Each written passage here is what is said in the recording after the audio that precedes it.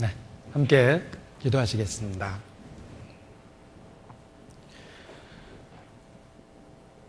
살아계시는 거룩하신 아버지 하나님, 우리 영혼을 사랑하시고 죄악 가운데서 구원해 주시며 하나님의 자녀 삼아 주신 것 진심으로 감사와 찬양을 드립니다. 오늘까지 우리를 보호하시며 주의 몸된 교회 안에서 양육하고 훈련하여 주시는 것도 더욱 주님께 감사를 드립니다. 우리의 소망을 영원한 하늘에 있게 하셨습니다. 이제 우리의 모든 이 땅에서의 삶을 주관하여 주셔서 오직 주의 영광을 위해서 살고 또 영원한 천국을 위해서 살 수 있도록 주관하시고 일깨워 주시며 하루하루 인도해 주시기를 주님께 부탁을 드립니다. 우리는 연약하고 어리석고 또 주님 앞에 많은 해결해야 될 죄와 문제들도 있습니다. 오직 주의 긍휼과 은혜를 더하셔서 영육간에 온전케 만들어주시고 우리를 날마다 새롭게 하여 주시며 어디에 있든지 의의 일꾼으로 쓰임이 될 수 있도록 도와주시기를 주님께 부탁을 드립니다. 우리의 언행에 변화를 주시고 오직 빛의 자녀답게 말하고 생각하고 살아갈 수 있도록 더욱 주관하여 주시옵소서. 무엇보다 우리에게 주신 가족과 친척, 지인들 중에 이뤄진 영혼들을 기억하고 주 앞에 더욱 간절하게 기도합니다. 주 예수를 믿으면 너와 내 집이 구원 얻으리라는 약속의 말씀이 우리 온 가정에 이루어지고 주님이 가장 되시는 귀한 가정으로 쓰임이 될 수 있도록 도와주시고 인도해 주시기를 주님께 부탁을 드립니다. 짧은 일정 주의 말씀을 배울 수 있는 생활 집회도 허락해 주신 것 감사를 드립니다. 주님 안에서 이 마지막 때 더 충성되고 더 지혜롭게 될 수 있는 기회로 삼아 주시고 그 말씀으로 변화를 일으켜 주시기를 주님 앞에 기도합니다. 이 시간도 오직 함께 하시는 주께 모든 것을 의지합니다. 고마우신 예수님 이름으로 기도합니다. 아멘.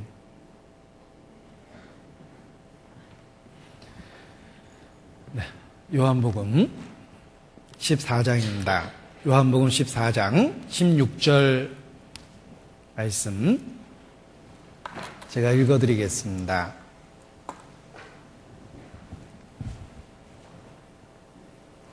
요한복음 14장 16절 말씀부터 읽어드리겠습니다.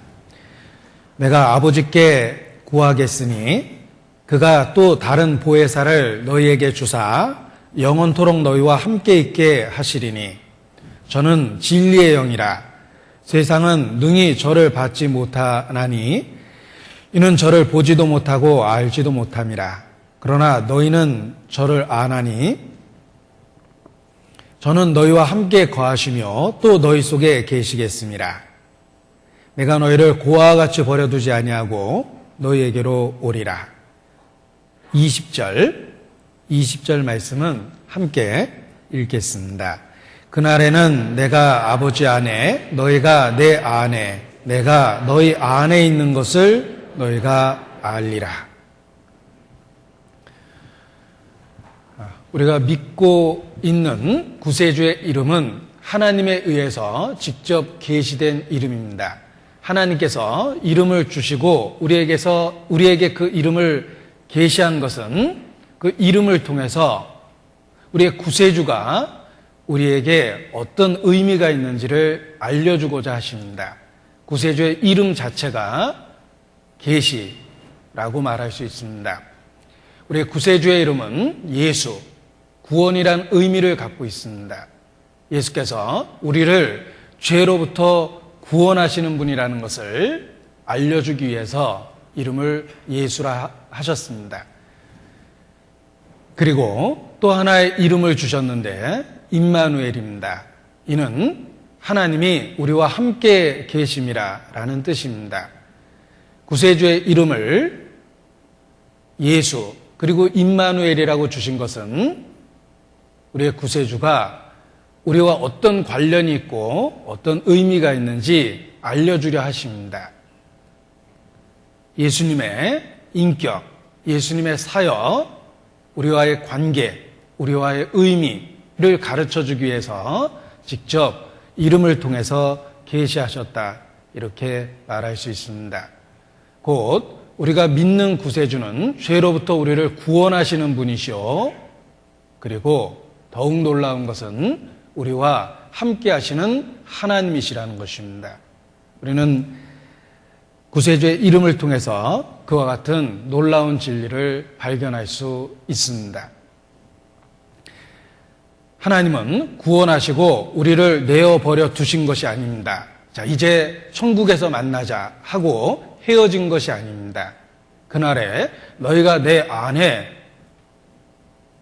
내가 너희 안에 있는 것을 너희가 알리라고 말씀하신 것처럼 구원 이후에 우리와 함께 하시는 주님의 모습을 우리는 발견하게 됩니다. 신앙은 혹 어떤 사람이 생각하는 것처럼 무슨 보험의 종류가 아닙니다. 생명보험 필요한 것 같지만 사실 평소에는 부담됩니다. 왜냐하면 생명보험은 죽을 때 딱 한 번 혜택을 잊기 때문에 그렇습니다. 제가 얼떨결에 전화를 받았는데 한 달에 10,000원만 내면 죽으면 2억인가를 준다고 그러더라고요. 제가 그 억에 감동을 받아서 선뜻 보험을 들겠다고 말을 했습니다. 혹시 돌아다니는 일도 많은데 내가 죽으면 처자식 생각을 해야 되겠지? 그래서 까짓 거 10,000얼마 없는 셈 치지 하고 보험을 선뜻 들었습니다. 나중에 약관을 자세히 살펴보니까 꼭 대중교통을 타다 죽어야지 준다 그러더라고요. 제가 대중교통을 타는 경우는 아주 드문데 그 보험이라는 게 내가 뭔가를 착각했구나라고 생각을 했습니다. 필요한 것 같지만 문제는 딱 죽을 때 필요한데 이 신앙이 그런 생명보험이 아닙니다. 평소에는 부담이고 그래도 죽을 때 천국은 가야지 하고 예수님 믿는 게 아닙니다. 신앙은 생명보험이 아니라 하나님과의 살아있는 관계입니다. 사귐입니다. 주께서 말씀하십니다. 나는 너에게 아버지가 되고 너희는 내게 자녀가 되리라. 천지를 지은 창조주와의 관계입니다. 그날에 내가 내게 장가 들리라. 하나님을 남편이라 부를 수 있는 사랑의 관계가 성립된다고 말씀하십니다. 그래서 교회는 어린 양의 신부요, 천국은 혼인잔치입니다. 하나님은 우리와의 관계와 친밀한 사귐을 원하셔서 우리를 구원해 주신 것입니다. 따라서 우리를 구원하시고 고아처럼 버려두신 것이 아니라 이제 아버지와 아들, 남편과 아내와 같은 가장 친밀한 관계를 갖고 사귐을 갖게 된다라는 뜻입니다. 이것이 구원입니다. 우리가 보고 들은 것을 너희에게도 전함은 너희로 우리와 사귐이 있게 하려 함이니 이 사귐은 아버지와 그 아들 예수 그리스도와 함께함이라. 사귐입니다. 하나님과의 가장 친밀한 관계와 사귐이 우리를 구원하신 목적이라고 말할 수 있습니다. 그래서 서양 사람은 하나님은 religion, 종교가 아니라 relation, 하나님과의 관계를 원한다 이렇게 표현합니다. 종교를 영어로 religion이라고 그럽니다.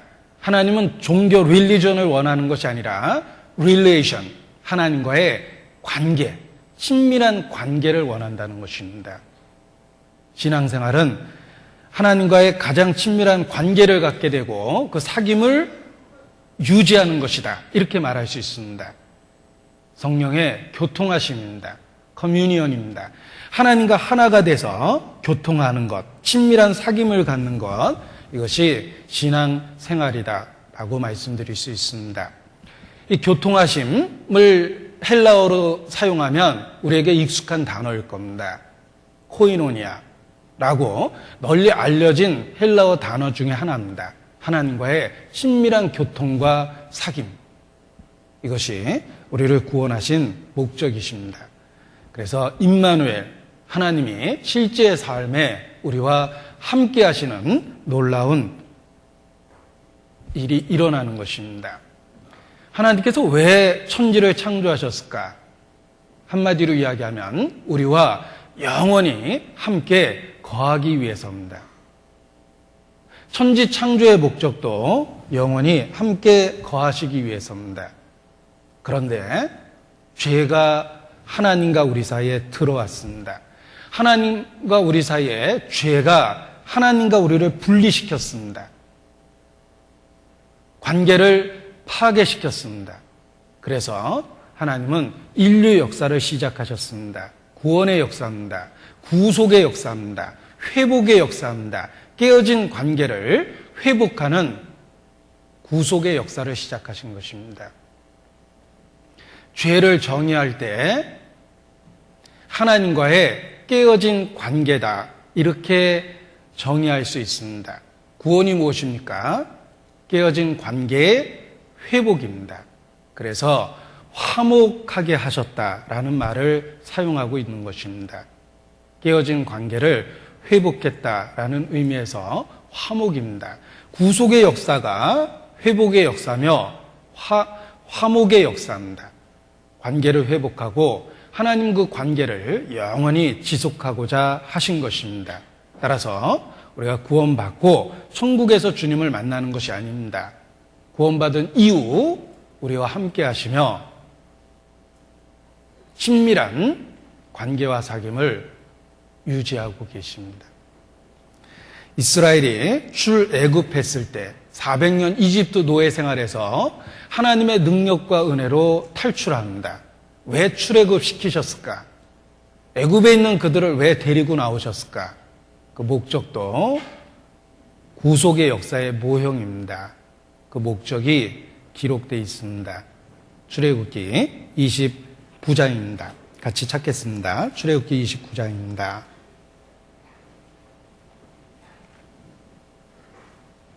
(45절로) 46절입니다. 출애굽기 29장 45절 46절.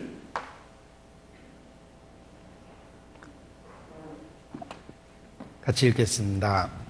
내가 이스라엘 자손 중에 거하여 그들의 하나님이 되리니 그들은 내가 그들의 하나님 여호와로서 그들 중에 거하려고 그들을 애굽 땅에서 인도하여 낸 줄을 알리라. 나는 그들의 하나님 여호와니라. 그들 중에 거하려고, 내가 그들의 하나님 여호와로서 그들 중에 거하려고 출애굽을 시킨 겁니다. 이것이 우리를 구원하신 목적에 대한 예표입니다. 하나님은 우리와 함께 거하시려고 우리를 구원하셨습니다. 친밀한 관계와 사귐을 갖기 위해서 우리를 구원하셨습니다. 그리고 지금도 이어지고 있는 인류의 역사는 그 관계의 회복의 과정이라고 말할 수 있습니다. 구약시대의 모형적인 의미로 그러한 회복의 역사를, 하나님과 함께 거하게 될 것이라는 회복의 역사를 구약시대에는 모형을 통해서 설명해 주셨습니다. 베델, 하나님의 집. 하나님이 과연 여기 계시거늘 야곱은 고백했습니다. 베델입니다. 그리고 하나님을 만나는 성막, 희생제사가 치루어지는 성막이 있었습니다. 그리고 이동성을 갖고 있는 성막에서 고정적인 성전이 지어집니다. 자, 베델, 성막, 성전, 구약시대에 나타난 모형들입니다. 이것은 하나님을 만나는 곳이며 하나님과 함께하는 곳이며 하나님과의 친밀한 사귐을 회복한 곳입니다. 이것이 신약시대에 예수 그리스도를 통해서 성취됐습니다. 그리고 예수 그리스도의 몸이라고 불리우는 교회를 통해서 그 친밀한 관계와 사귐이 시작된 것입니다. 그래서 하나님은 우리가 영원히 함께 거하겠다라는 것을 단계적으로, 모형적으로 베델 사건, 성막과 성전의 사건을 통해서 영원한 천국의 의미, 함께 거한다는 의미를 가르쳐 주신 것입니다. 천국은 이러한 구속의 역사가 완성돼서 드디어 아무런 회방 없이 하나님과 영원히 함께 거하고 하나님을 영원토록 즐거워할 수 있는 곳이 바로 천국입니다. 사람들에게 천국을 그림으로 그려보라라고 얘기하면 언뜻 떠오르는 이미지가 있습니다. 아름다운 꽃과 푸른 들판, 그리고 맑은 강, 거기에 흰 옷 입고 과일나무 밑에서 배 터지게 과일 먹고 이렇게 누워있는 모습을 천국의 그림으로 그려봅니다. 만일 그게 천국이라면 굳이 갈 필요 없습니다. 여기서도 마트 가서 과일 사다가 공기 좋은 곳에 가서 그런 모습으로 누워있을 수 있습니다. 그것이 천국이라면 굳이 뭐하러 죽어서까지 갑니까? 성경에서 말하는 천국은 하나님과 영원히 함께 거하는 곳입니다.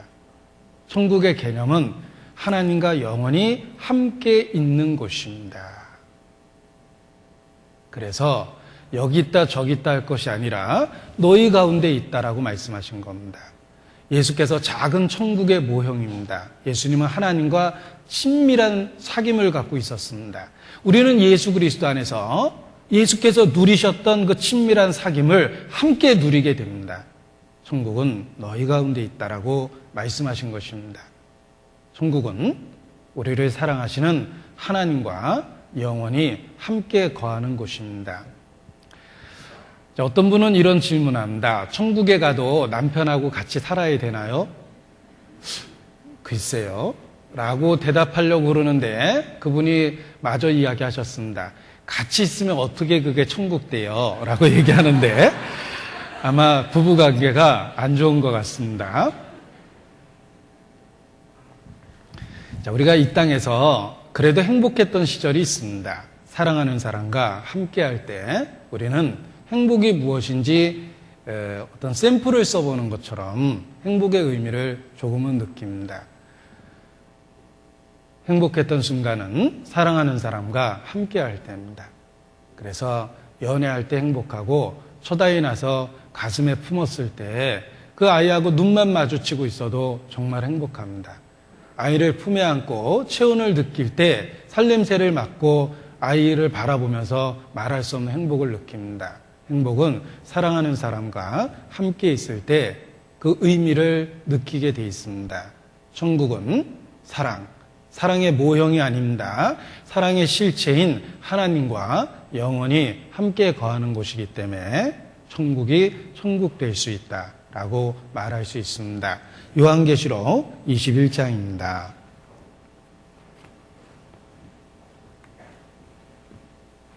요한계시록 21장 3절입니다.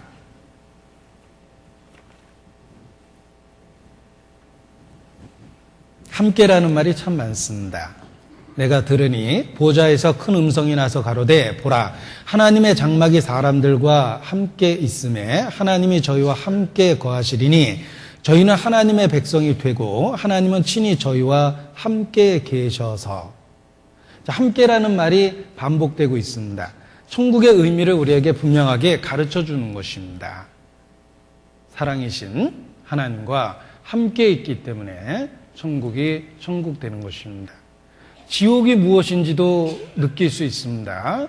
우리가 이 땅에서 생지옥을 맛보는 경우가 있습니다. 사랑하는 사람을 잃어버릴 때입니다. 남편이 시체가 돼서 돌아오고 학교 간 아이가 시체가 돼서 돌아옵니다. 그 시체를 부둥켜 안고 울부짖을 때 우리는 지옥을 체험합니다. 사랑하는 사람을 잃어버리는 것이 우리 마음에 이루어지는 지옥입니다. 지옥이 사랑이신 하나님을 잃어버리게 되니까 절망적이 되고 고통을 받을 수밖에 없는 것입니다. 천국은 하나님과 함께 있고 아무런 회방도 받지 않고 영원토록 그것을 유지하고 즐거워할 수 있는 것입니다. 하나님과 함께 있는 곳, 그것이 천국입니다. 요한계시록 21장 22절입니다. 22절. 21장 22절 함께 읽겠습니다. 성 안에 성전을 내가 보지 못하였으니 이는 주 하나님 곧 전능하신 이와 및 어린 양이 그 성전이심이라. 하나님 자신이 성전이 된다고 말씀하십니다. 교회를 하나님의 집이라라고 부르는 것은 아주 의미가 있습니다. 성경은 교회를 하나님의 집이라라고 부릅니다. 자, 대통령의 집에는 대통령이 삽니다. 국무총리 집에는 국무총리가 삽니다. 하나님의 집에는 하나님이 계십니다.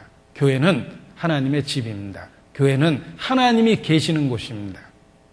대통령을 만나고 싶으면 대통령 집에 가면 결국은 만나게 될 것입니다. 혹 하나님을 잃어버리셨습니까? 참된 교회를 찾으면 하나님 거기 계십니다. 개인적으로 만날 수 있습니다.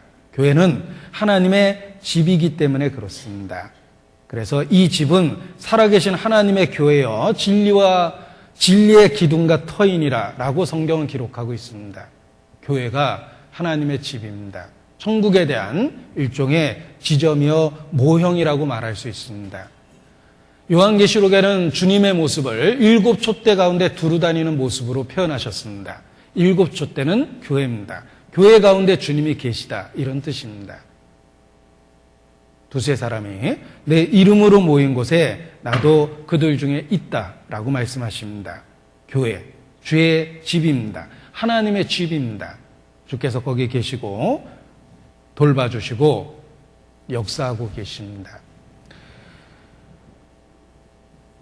이 교회가 궁극적으로 완성된 게 천국입니다. 영원히 함께 거하기 때문입니다. 자, 그리고 이 함께 하신다는 모습이 우리 개인적으로 적용될 수도 있습니다. 우리는 교회의 지체와 일원입니다. 우리를 구원하시고 교회와 함께 하신다는 말씀처럼 우리와 함께 하십니다. 그래서 그날에 너희가 내 안에 내가 너희 안에 있는 것을 알리라라고 말씀하십니다. 가장 친밀한 관계와 사귐을 갖고 있다는 것입니다. 우리를 구원하신 것도 놀라운데 우리와 가장 은밀하고 친밀한 곳에 함께 하신다고 말씀하십니다.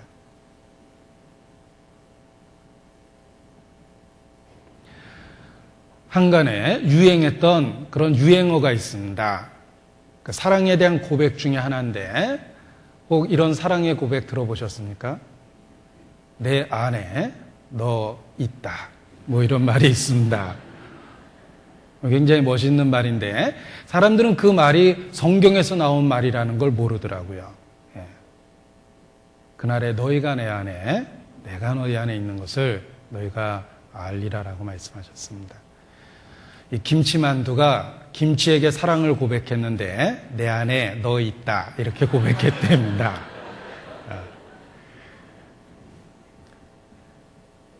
주님과의 가장 친밀한 관계를 그렇게 표현한 겁니다. 주님은 우리를 고아처럼 버려두신 것이 아닙니다. 우리와 함께 하십니다. 구원 믿습니까? 임마누엘도 믿어야 됩니다. 정말 우리와 함께 하십니다.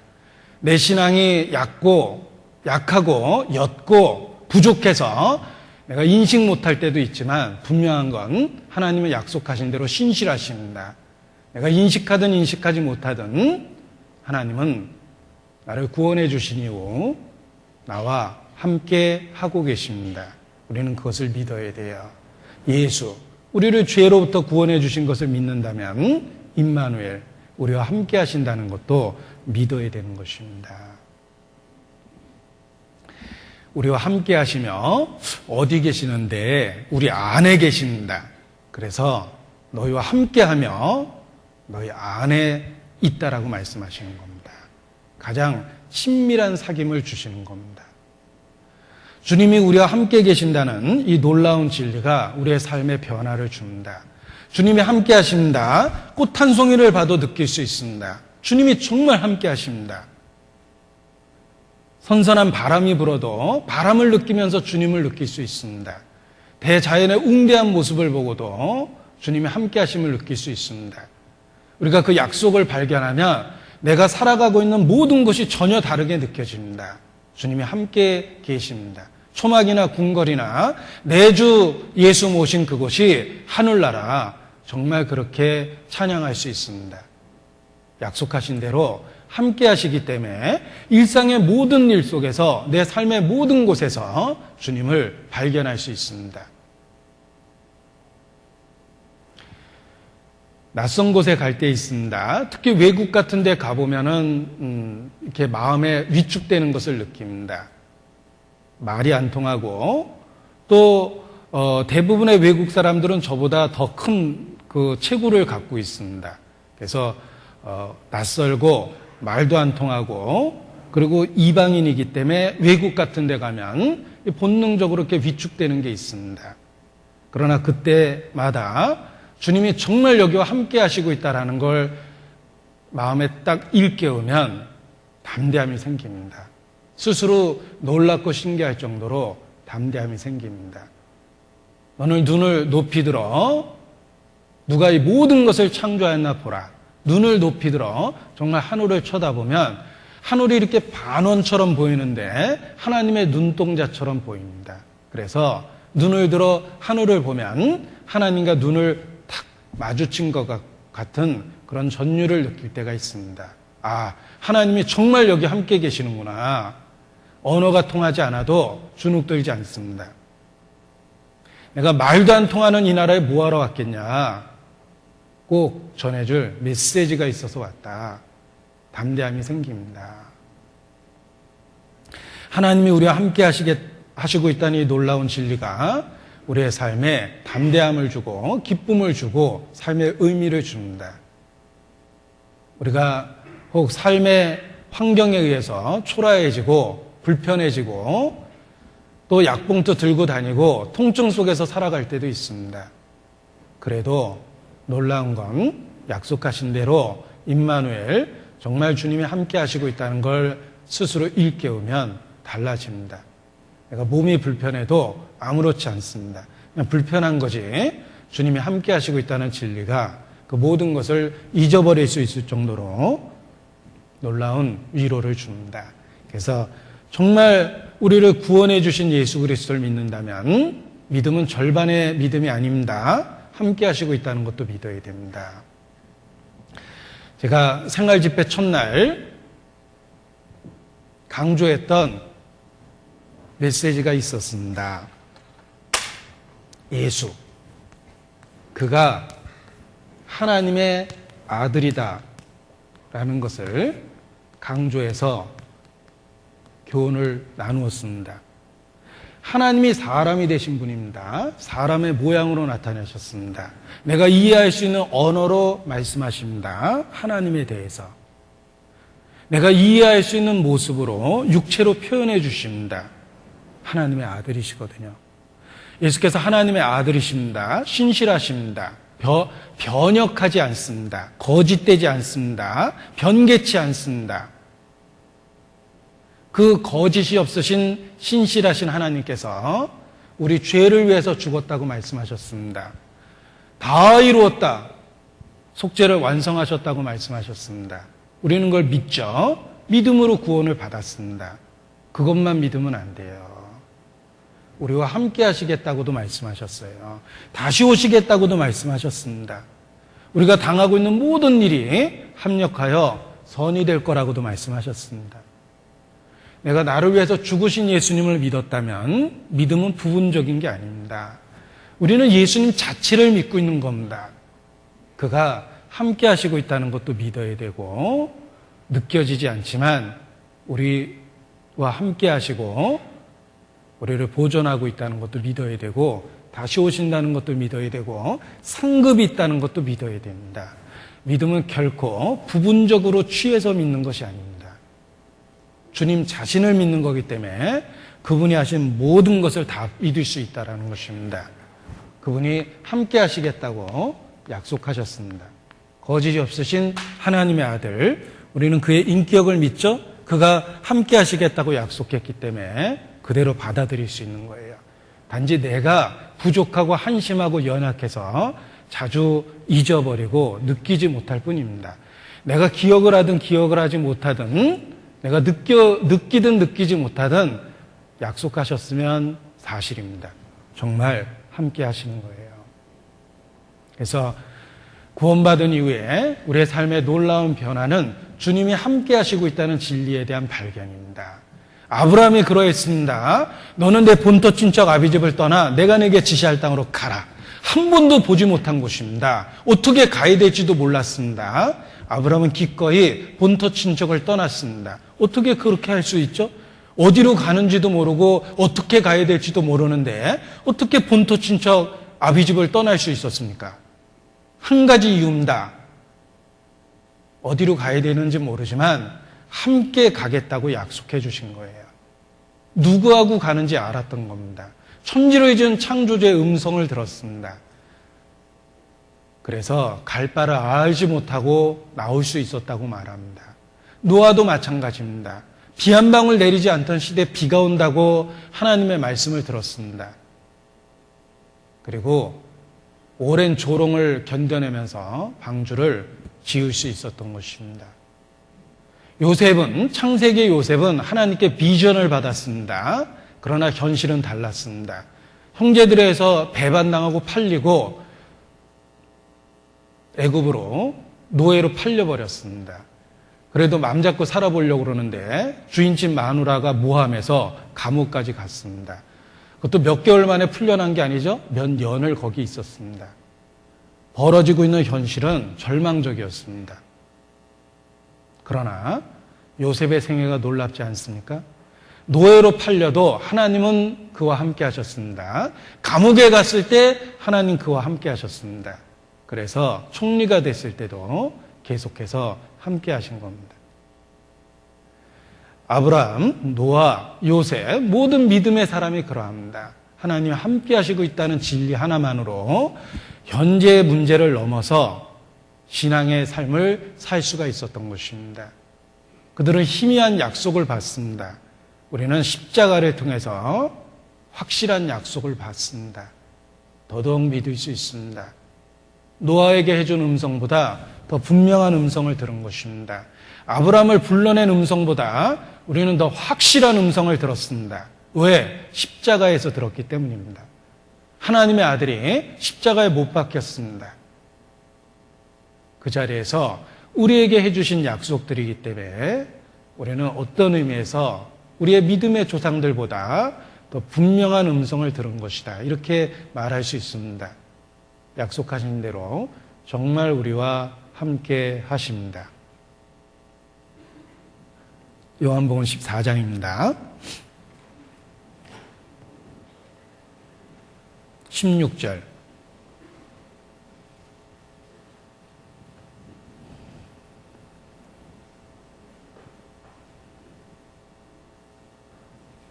내가 아버지께 구하겠으니 그가 또 다른 보혜사를 너희에게 주사 영원토록 너희와 함께 있게 하시리니 저는 진리의 영이라.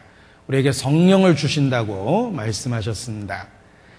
우리에게 기름을 부으신 이는 하나님이시니 저가 또한 우리에게 인치시고 보증으로 성령을 우리 마음에 주셨느니라 라고 또 다른 성경에 표현하기도 했습니다. 우리에게 성령을 주셨습니다.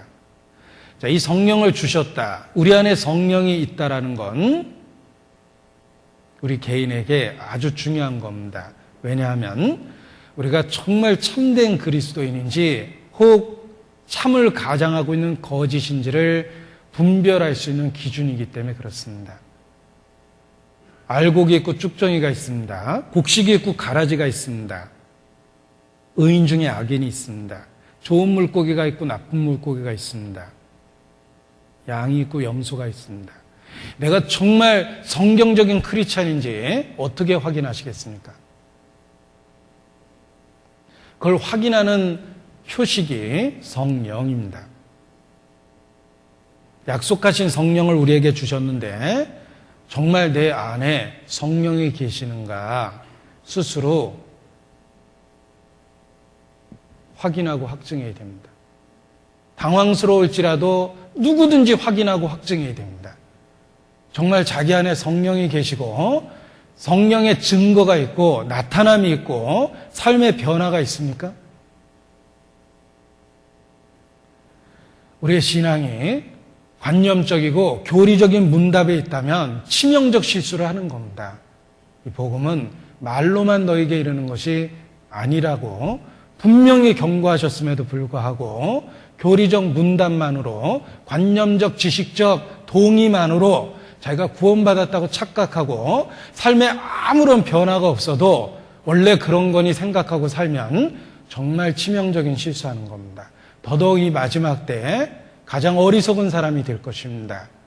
참된 그리스도인의 표식은 성령의 내재, 성령이 있느냐 없느냐입니다. 정말 자기 안에 성령이 증가하는 믿음이 있습니까? 성령이 증가하는 믿음이 있느냐고 제가 여쭤봤는데 여러분 이 질문은 그 옛날 요한 웨슬레가 자기 삶을 돌아보고 충격을 받았던 말씀이기도 합니다.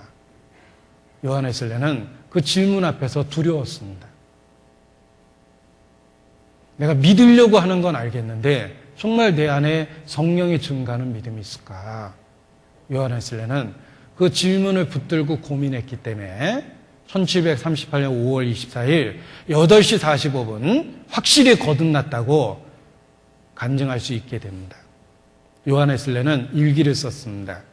저는 요한 웨슬레가 거듭난 그날 일기를 어떻게 썼을까 궁금했습니다. 찾아봤습니다. 지금은 쉽게 찾을 수 있는데 그때는 그 일기를 찾아본다는 게 막막했습니다. 어떻게 찾아봐야 될지 막막했지만 아무튼 찾아봤습니다. 그가 예수 그리스도를 어떻게 만났는지도 알게 되었습니다. 이론적 지식적으로 알고 있었던 이미 알고 있었던 그 믿음의 대상이 정말 성령에 의해서 믿어졌던 겁니다. 오직 예수 그리스도만이 자기를 온전히 구원하실 수 있다는 위로부터 오는 확신을 받았습니다. 요한 웨슬레는 달라졌습니다. 변화되었습니다. 성경대로 누구든지 그리스도 예수 안에 있으면 새로운 피조물이라 달라졌습니다. 전과 후는 달라졌습니다. 그의 삶이 달라졌고 메시지가 달라졌고 행동이 달라졌습니다. 우리에게도 동일한 변화가 있어야 되는 거예요. 내 안에 성령이 계시는가? 정말 하나님 앞에 자기 자신을 확인하고 확증할 수 있는 그런 시간을 가져야 됩니다. 로마서 8장입니다. 9절입니다.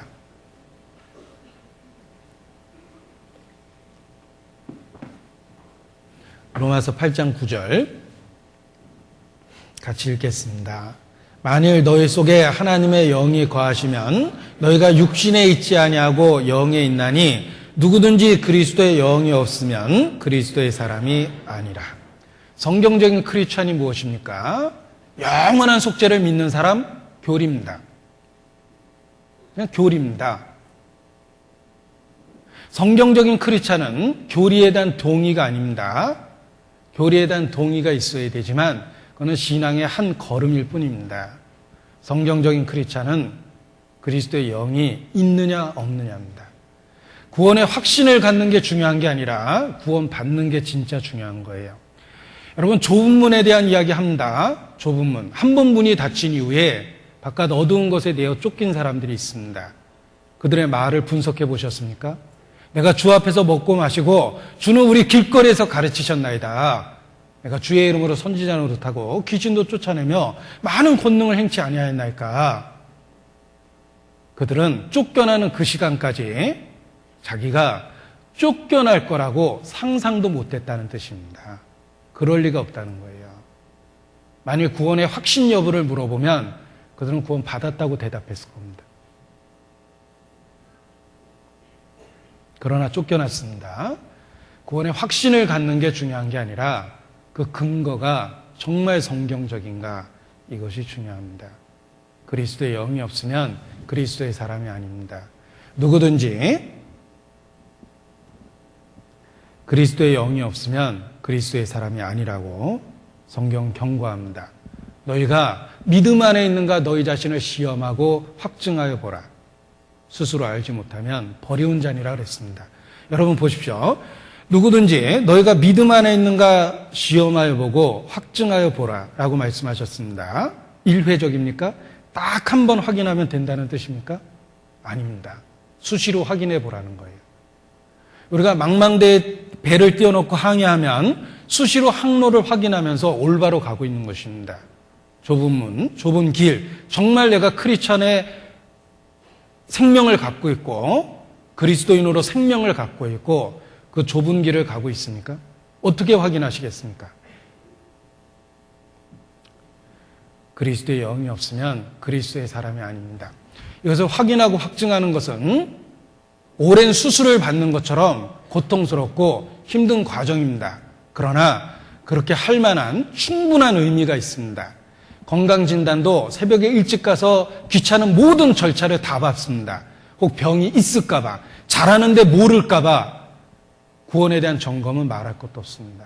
힘들고 고통스러운 과정일지라도 겪어야 되는 거예요. 겪으면서 구원이 얼마나 소중한지 깨닫습니다. 신앙을 짐처럼 여기는 게 아니라 보석으로 여기게 됩니다. 삶의 변화가 일어납니다. 확인하고 확증했기 때문에 자신의 신분과 위치를 점검하고 깨닫게 되고 새로운 감동과 변화될 근거를 갖게 되는 것입니다. 그래서 점검의 과정은 일회적이 아니다. 수시로 확인해야 됩니다. 그래서 내게 주신 은혜가 얼마나 놀랍고 감당하지도 못할 만큼 큰 은혜를 주셨는지 다시 한번 깨달아야 됩니다. 그래서 신앙이 리프레시 되고 리차지 되는 겁니다. 오늘을 살 수 있는 힘이 있습니다. 핍박을 받아도 웃을 수 있는 여유가 있습니다. 본능적으로 인색하지만 기꺼이 주의 역사를 위해서 지갑을 열 수 있는 마음을 갖게 되는 겁니다. 점검의 과정을 통해서 확증의 과정을 통해서 우리의 마음이 새롭게 되고 주 안에서 살 수 있는 새로운 마음을 갖게 됩니다. 그 점검의 과정이 바로 성령이 과연 내 안에 계시는가, 내가 성경적인 크리스찬인가 라는 것입니다. 우리에게 성령을 주신다고 약속하셨습니다. 우리 안에 계십니다. 사도신경도 성령을 믿사오며라는 거룩한 공예와 성도가 서로 교통하는 것, 믿는다라는 고백 중에 성령을 믿사오며라는 부분이 강조되어 있습니다. 그것은 신앙의 핵심이기 때문에 그렇습니다. 우리 안에 새롭게 하시는 주의 영이 계시다는 것입니다. 그래서 과연 내가 성령의 인도함을 받고 있는지 우리 자신에 대해서 성경을 놓고 점검하고 확인하는 과정을 겪어야 되는 것입니다. 자, 성령을 보혜사라고 말씀하셨습니다. 보혜사. 이 보혜사라는 표현이 정말 성령에 대해서 우리에게 잘 계시하는 표현이라고 말할 수 있습니다. 우리말은 한자를 차용하기 때문에 한자는 뜻글자입니다. 한 단어로 복합적 의미를 갖게 할 수가 있습니다. 이것이 우리가 갖고 있는 언어의 놀라운 장점입니다. 예를 들면 애증, 사랑과 미움이라는 뜻인데 우리는 그 두 단어를 한 단어로 만들 수 있죠. 왕복, 갔다가 온다는 뜻인데 두 개념을 한 단어로 만들 수 있습니다. 그 이유는 한자를 차용하고 있기 때문에 그렇습니다. 우리가 사용하고 있는 언어의 그 장점이 한 단어로 여러 의미를 담아낼 수 있다는 것입니다. 성령을 영어로 번역하면 좀 번거롭습니다. 영어로 번역하면 헬파, 도와주는 분, 카운셀러, 내게 의논이 되고 지혜를 주시는 분, 컴포터, 어려울 때 위로하시는 분. 자, 이게 영어식 번역입니다. 영어로 번역하면 하나의 의미밖에 나타낼 수가 없습니다. 헬파, 컴포터, 카운셀러. 그러나 우리말은 보혜사. 좀 어렵지만 한 단어 속에 성령의 의미를 기가 막힐 정도로 전해줍니다. 성령은 보혜사입니다. 보호하시고 은혜 주시고 사자는 선비사자가 아니라 스승사자예요. 우리를 가르치시는 분입니다. 성령은 보호하시고 은혜 주시고 가르치는 분입니다. 우리의 삶에 변화를 만드십니다. 성령에 대한 인식, 성령에 대한 발견은 우리의 일상의 삶을 다르게 만듭니다. 아, 하나님이 나와 함께 하시는구나. 우리의 삶에 변화를 만든다. 무기력한 이론적인 크리스찬의 삶에서 살아있는 신앙으로 변화시켜줍니다. 어떤 사람이 캄캄한 어둠에 걸어가다가 발을 헛디뎠는데 낭떠러지로 떨어졌습니다. 손과 발을 휘저으면서 떨어졌는데 다행히 나뭇가지를 탁 손에 잡았습니다. 대롱대롱 매달렸습니다. 간신히 살아남았는데 문제는 손에 힘이 점점 빠집니다. 떨어지면 죽을 것 같습니다. 그래도 손을 놓을 수가 없었습니다. 죽을 힘을 다해서 매달려 있었습니다.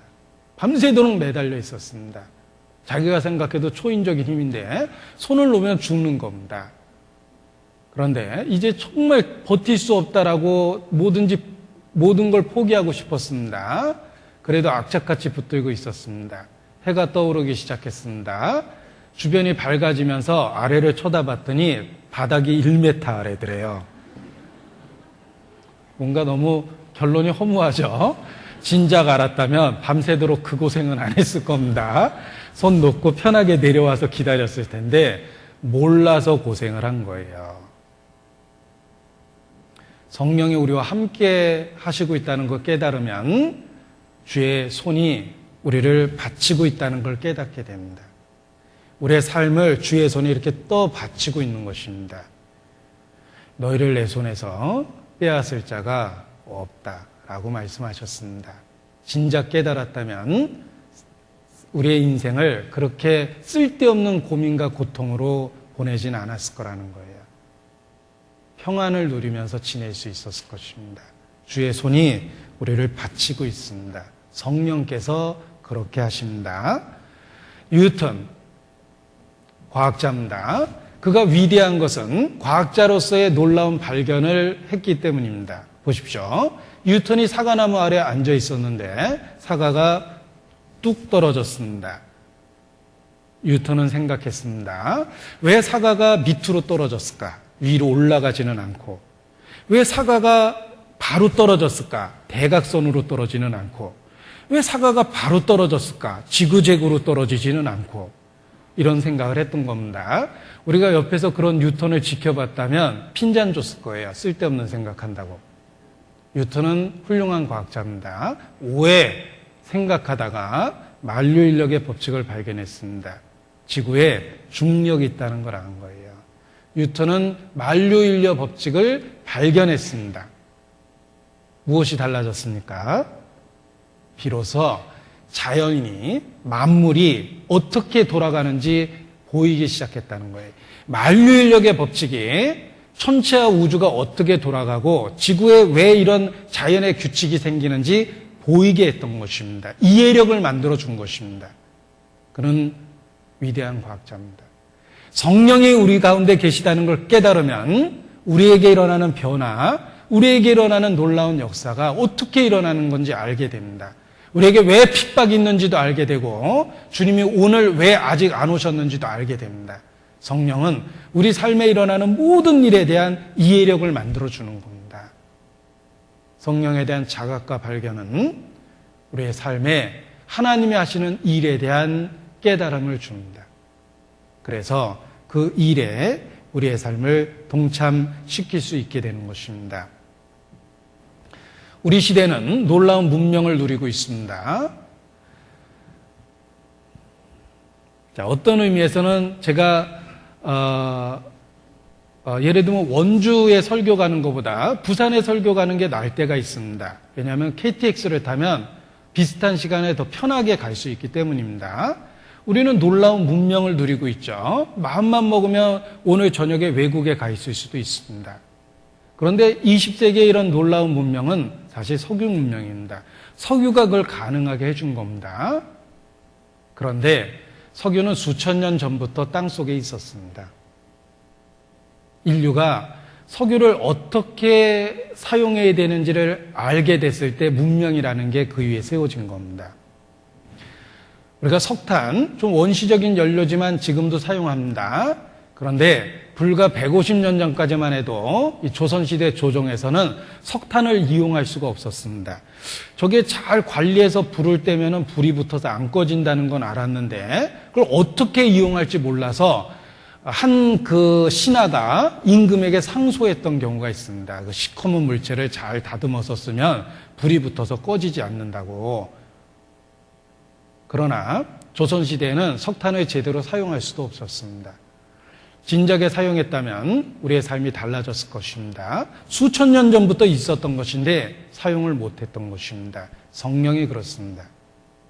성령이 우리와 정말 구원받았다면 함께 하시는데 깨닫지 못하면 나는 나대로 힘들고 삶은 망가지기 시작합니다. 어떤 사람이 자동차를 몰고 사막을 달리다가 한복판에서 고장이 났습니다. 구조대를 기다렸지만 마실 수 있는 물이 점점 떨어졌습니다. 기다리다 마침내 구조대가 왔는데 자동차 밑에서 햇빛을 피하면서 목말라 죽었더랍니다. 안타깝죠? 더 안타까운 일이 발견이 됐습니다. 그 사람이 죽은 시체가 자동차 밑에 있었습니다. 뜨거운 열기를 피해서 자동차 밑을 파고 거기 앉아 있었던 거예요. 그 자동차 안에, 라디에이터 안에 물이 잔뜩 들어 있었답니다. 이 사막의 라디에이터에 넣는 물은 우리 이 동절기를 보내는 것처럼 그 부동액을 섞지 않기 때문에 마셔도 된답니다. 그런데 자동차 안에, 라디에이터 안에 물을 잔뜩 넣어놓고 그 밑에서 목말라 죽은 겁니다. 어리석죠? 성령이 우리와 함께 계시다는 걸 깨닫지 못하면 똑같은 어리석음이 생깁니다. 구원받아서 나는 힘들고 고통스럽고 어려운데 주님은 꼭 나를 방치한 것 같은 생각이 듭니다. 쓸데없는 원망과 분노 속에서 살아갑니다. 다른 사람은 똑같은 환경 속에서 감사와 찬양으로 사는데 원망과 분노 속에서 삽니다. 성령 약속하신 대로 우리와 함께 계십니다. 따라서 성령에 대한 깨달음은 반드시 있어야 되는 것입니다. 요한복음 7장입니다.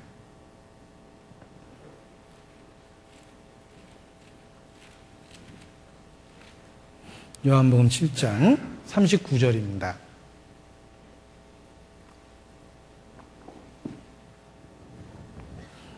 요한복음 7장 39절.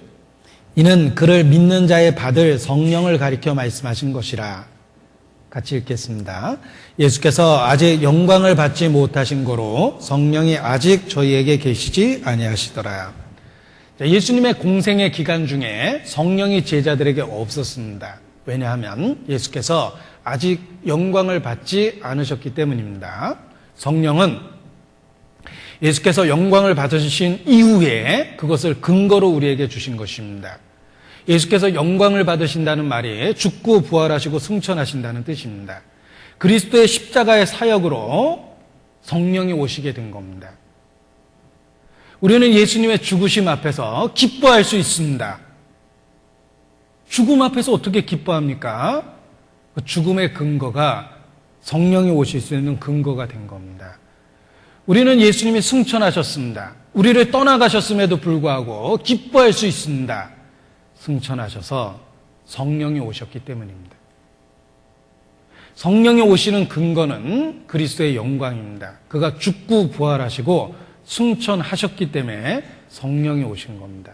내가 잘나서 내가 뭔가를 해서 그래서 오신 게 아닙니다.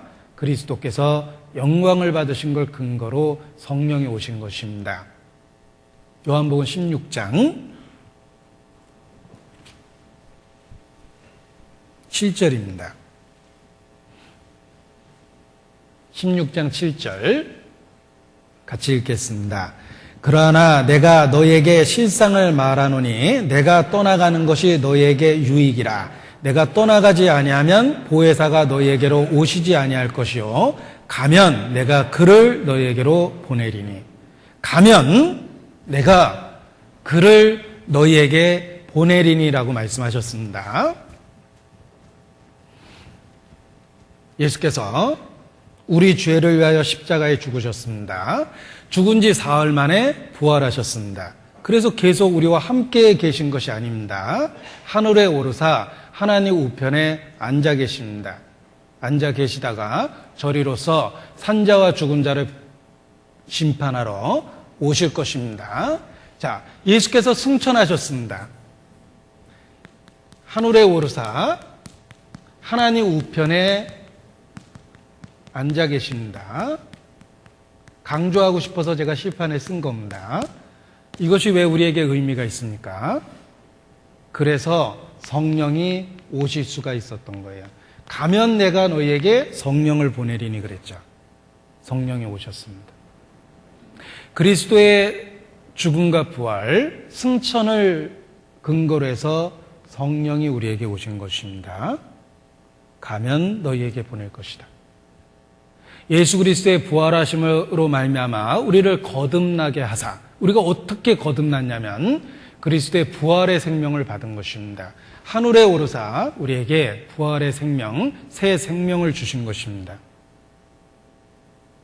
성령이 오신 근거가 그리스도의 영광, 그의 죽음과 부활, 승천, 그 결과로 주셨다는 것이 강조되어야 되는 이유가 있습니다.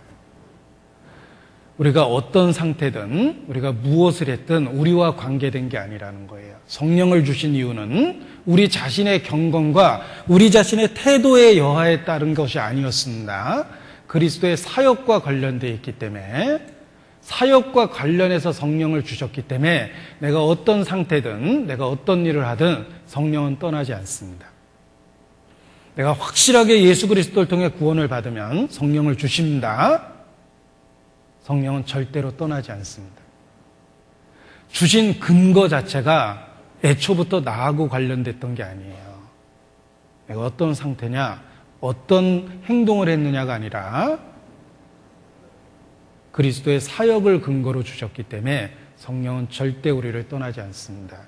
너희가 성령을 받은 것이 율법을 행해서 받았느냐, 아니면 듣고 믿음으로 받았느냐?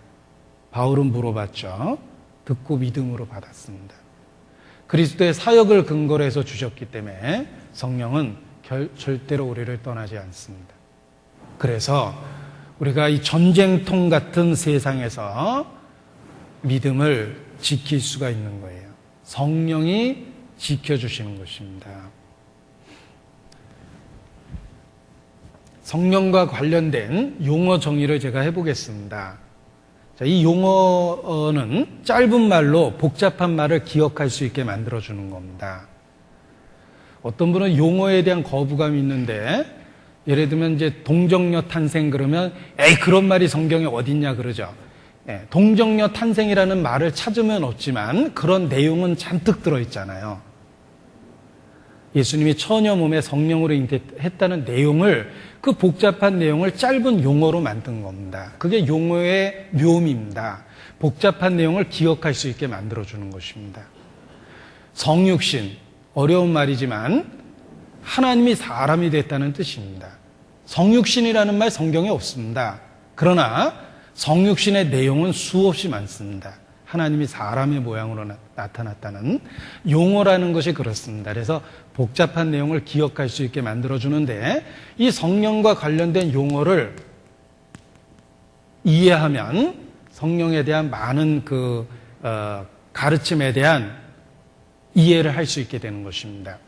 자, 성령의 세례는 우리의 거듭남과 관련이 있습니다.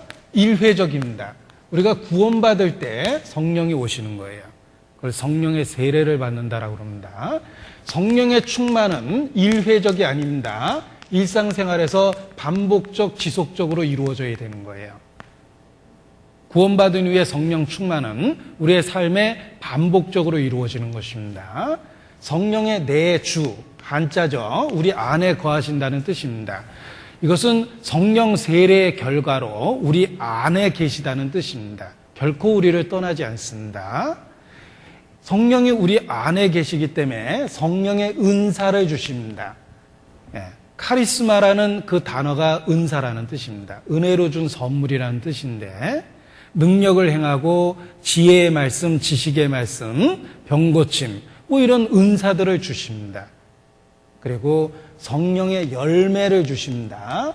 이것은 성령이 우리 안에 계셔서 만들어내는 변화입니다. 열매들이 아니에요. 열매라는 단수를 쓰는 것은 실제로는 9가지 열매를 기록하고 있지만 이 모든 것이 그리스도의 인격, 예수님의 인격을 표현하고 있습니다. 구원을 받으면 예수님을 닮아가게 되어 있습니다. 그래서 성령과 관련된 내용들을 이렇게 용어 정의를 해볼 수 있습니다. 성령의 세례, 충만, 내주, 열매, 은사 이런 내용을 이렇게 구별해서 이해할 수 있으면 복잡한 내용들을 쉽게 기억해낼 수가 있습니다. 자, 성령이 우리에게 오신 근거가 그리스도의 승천입니다.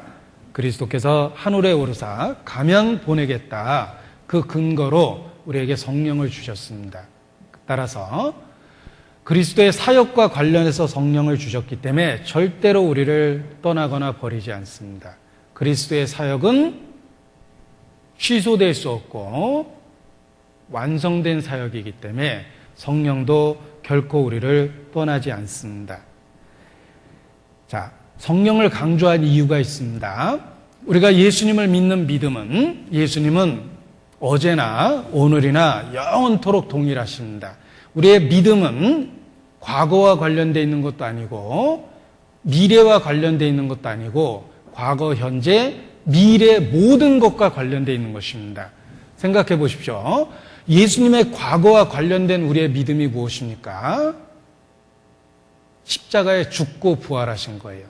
하셨죠. 이미 하셨죠. 과거입니다. 예수님을 믿는 믿음, 우리의 과거와 관련해서 예수님은 십자가에 죽고 부활하셨습니다. 그래서 내 죄를 용서하셨습니다. 이게 과거예요. 그럼 예수님의 미래와 관련해서는 무슨 믿음이 있습니까? 그 예수님께서 다시 오십니다. 이건 재림이잖아요. 미래죠.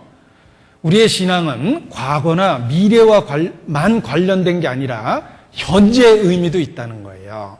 예수님을 믿는 믿음의 현재가 무엇입니까?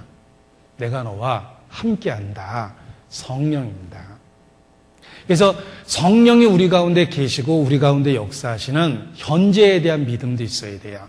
어떤 사람은 불행하게도 예수님에 대한 믿음이 과거에만 딱 있어요. 나를 위해서 죽었다. 그리고 끝입니까? 다시 오십니다. 미래하고도 관련이 있죠? 소망을 미래에다 둬야 되는 거예요. 그리고 현재하고도 관련이 있습니다. 우리를 고아처럼 버려두지 않고 지금 함께 하십니다. 그 현재의 예수님에 대한 신앙이 우리 신앙을 살아있게 만들고 우리의 삶에 변화를 만들어내고 구별된 생활을 가능하게 해주는 겁니다. 너희가 하나님의 성전인 것과 하나님의 성령이 너희 안에 계신 것을 너희가 알지 못하느뇨?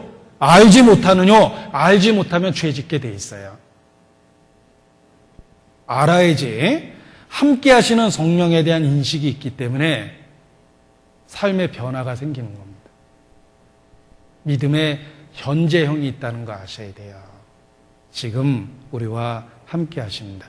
에베소서 3장입니다. 17절. 에베소서 3장 17절입니다.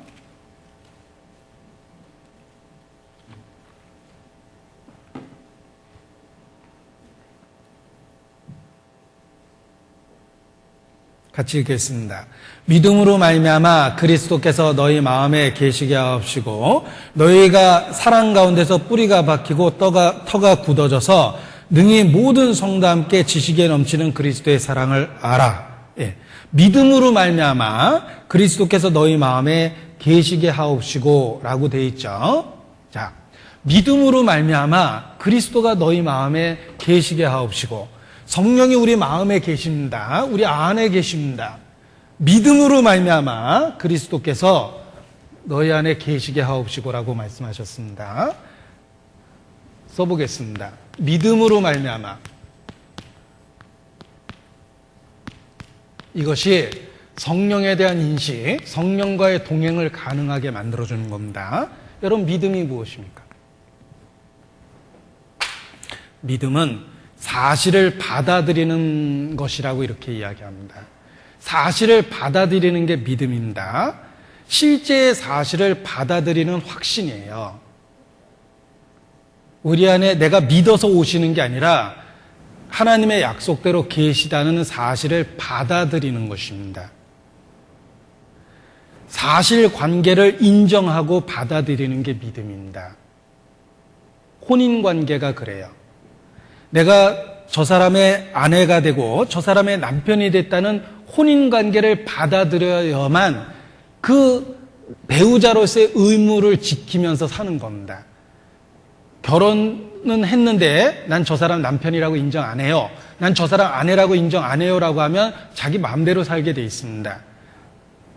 사실을 받아들이는 게 믿음이에요. 혼인관계를 받아들이고 적용하는 게 일종의 믿음과 같은 겁니다. 그래서 믿음으로 말미암아라고 말씀하신 것은 실제로 우리 삶에 함께 하시기 때문에 그걸 받아들이고 삶에 적용을 하라는 것입니다. 그리스도께서 우리 안에 계십니다. 실제로 계시거든요. 그걸 인식하면 삶이 달라져요. 우리 하다못해 어른 모시고 다니면 행동이 조심스럽잖아요. 내가 아주 어려운 어른을 모시면서 다니면서 성질대로 하지는 못합니다. 기분 나빠도 참고 내가 어른 보고 참는다 그러잖아요. 하물며 정말 성령께서 우리와 함께 계시고 동행하신다면 내가 성질대로 못하고 삽니다. 함께 계시기 때문에. 그래서 삶에 변화가 생기는 것입니다. 그래서 성령은 우리 안에 계시고 우리는 그것을 믿음으로 받아들여야 된다는 것입니다. 자, 우리 안에 계신 성령께서 어떤 일을 하실까? 성령이 하시는 일에 대한 인식은 우리 안에 계시는 성령에 대한 발견을 개인적으로 가능하게 해줍니다. 성령이 내 안에 어떤 일을 하십니까? 자, 내게 심장이 있는 걸 내가 어떻게 압니까? 사실 자기 심장 꺼내본 사람은 없잖아요. 심장이 어떤 역할을 하는지 알면서 심장이 있다는 걸 아는 거예요. 내게 간이 있다는 거 꺼내보고 아는 사람은 없죠. 간의 기능을 통해서 간이 정상적인지 간에 문제가 생겼는지 아는 겁니다. 마찬가지입니다. 성령이 하시는 일을 통해서 성령께서 내 안에 계시는지 알 수 있고 성령이 하시는 일에 내가 적극적으로 협조할 수가 있는 것입니다. 성령이 내 안에 어떤 일을 하실까? 몇 가지를 생각해 보고자 합니다. 첫 번째, 예수님에 대한 개인적이며 체험적인 신앙을 갖게 해줍니다. 성령은 예수 그리스도에 대한 개인적, 체험적 신앙을 갖게 해줍니다. 기독교 국가에서 성장한 사람들은 어떤 의미에서 모태신앙입니다. 그들은 어려서부터 예수 그리스도를 듣고 믿는다고 고백하고 지냅니다. 그러나 어느 날 자기가 평생 믿는다고 고백했던 그 예수 그리스도가 정말 자기의 개인의 구세주가 됐다고 고백합니다. 그렇습니다. 어느 날 정말 예수 그리스도가 이론적, 지식적, 역사적이 아니라 개인적, 체험적으로 나의 구세주가 됩니다. 저는 어려서 어머니가 외정 때부터 교육을 받았기 때문에 제가 5남매인데 5남매를 다 교회 보내셨습니다. 어려서부터 교회 다녔습니다. 예수님에 대한 이야기를 수없이 듣고 자랐습니다. 그냥 듣고 알고 있었습니다. 그런데 어느 날 개인적으로, 체험적으로 예수님을 분명하게 알게 되었습니다. 예수님이 십자가에 죽었다는 얘기 수도 없이 듣고 자랐습니다. 어느 날 나 때문에 죽었다는 걸 확실히 알았어요. 성령이 오실 때 그리스도의 사역이 나와 관련이 있다는 걸 깨닫게 해주십니다. 저희 어머니께서 살아계실 때 제가 부산에 갈 때마다 저한테 하신 말씀 중에 하나입니다. 부산에 가면 누구 있는데 너 기회 되면 한번 찾아봐라. 누군데요? 6.25 피난길에 정말 우리한테 잘해줬던 분인데 너 기회 되면 꼭 찾아서 인사해라. 6.25? 50년 전이죠. 50년 전 얘기를 지금 나한테 한 거예요. 그 피난통에 쌀 몇 번 얻어먹은 게 평생 잊혀지지 않았던 거예요. 그 힘들고 어려웠던 시절에 도움을 줬던 분에 대해서 잊혀지지 않았던 겁니다. 하물며 하나님이 사람이 되셔서 정말 나를 위해서 죽었다면 우리가 그 잊어버릴 수가 없는 겁니다. 그래서 알면 믿게 된다고 그러죠? 안 믿을 수 없기 때문에 그래요.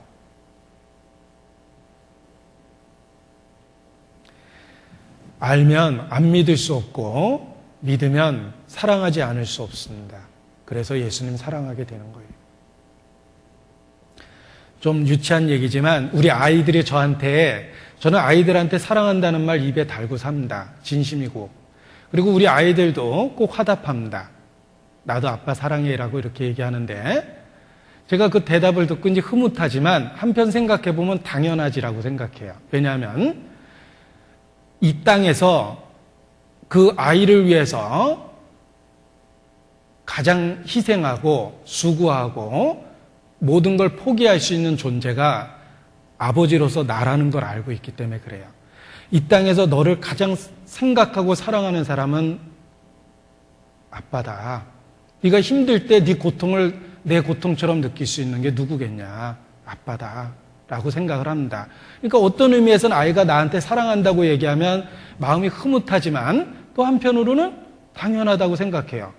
왜냐하면 그렇게 사랑은 이 땅에서 그 아이에 대한 최고의 사랑과 희생을 보여줄 수 있는 게 당연히 아버지이기 때문에 그렇습니다. 사랑하는 게 마땅하죠. 하물며 우리가 정말 예수 그리스도를 알게 되면 사랑하지 않을 수 없는 거예요. 성령은 그 예수님에 대한 개인적이고 체험적인 사랑을 줍니다. 그래서 이론적 지식적으로 알고 있었던 십자가의 이야기가 감동을 만들고 삶의 변화를 만들어내는 것입니다. 성령이 오셨습니다. 그래서 마음에 믿어지는 겁니다. 우리 찬송의 가사에도 왜 내게 성령 주셔서 내 마음을 감동해 주 예수 믿게 하는지 난 알 수 없도다 라고 찬송하지 않습니까? 성령이 오셔서 믿어진 거예요. 요한복음 15장입니다. 요한복음 15장 26절입니다.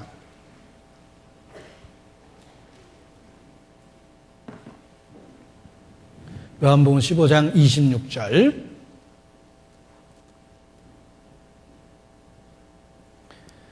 내가 아버지께로서 너희에게 보낼 보혜사 곧 아버지께서 나오시는 진리의 성령이 오실 때 자, 시험을 보겠습니다. 그 다음의 구절로 알맞은 것을 찾으시오. 1. 성령이 오실 때 방언이 터질 것이요. 2. 환상이 보일 것이요. 3. 각종 지병의 고침을 얻을 것이며 4. 그가 나를 증거하실 것이요. 4번이죠. 성령이 오시면 병이 낫는 게 아닙니다. 방언이 터지는 게 아닙니다. 비전이 보이는 게 아닙니다. 성령이 오셔서 그가 나를 증거하실 것이요. 예수 그리스도에 대해서 믿어지게 합니다. 성령이 오셔서 믿어지게 하는 거예요. 히브리서 10장입니다. 히브리서 10장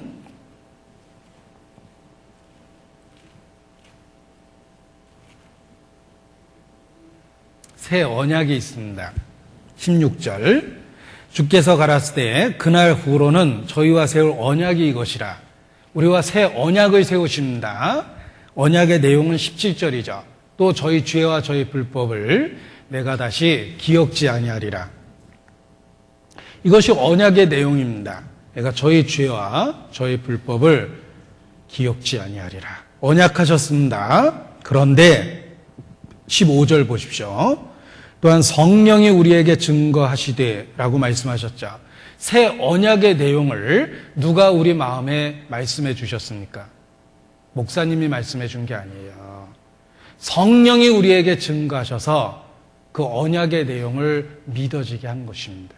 성령이 우리에게 증거하시되 새 언약의 내용을 믿어지게 하셨습니다.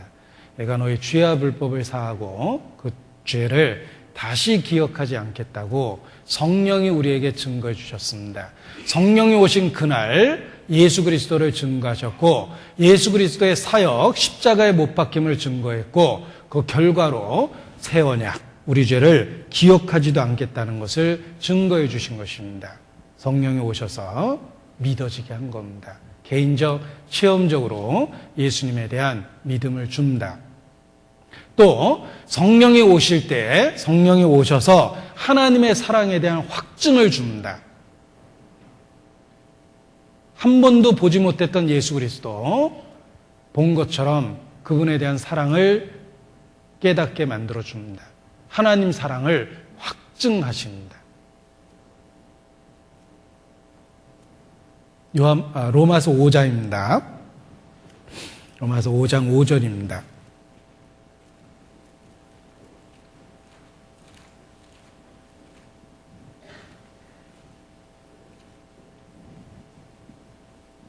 로마서 5장 5절.